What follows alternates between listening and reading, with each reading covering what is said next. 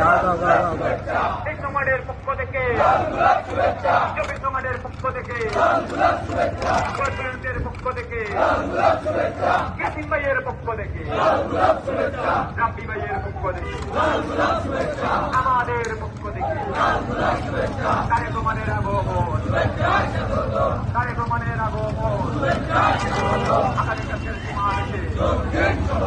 আলিয়া মাঠের সমাবেশে মাও মাটি ডাকছে মাঝামাঝি আইও ভাই মাঝামাঝি আইও পাখি ডাকছে আগামীকালকের সমাবেশে যোগ দিন সফল করুন মাঝামাঝি দিলে আলিয়া মাঠের সমাবেশে তারেক রহমান কথা দিলাম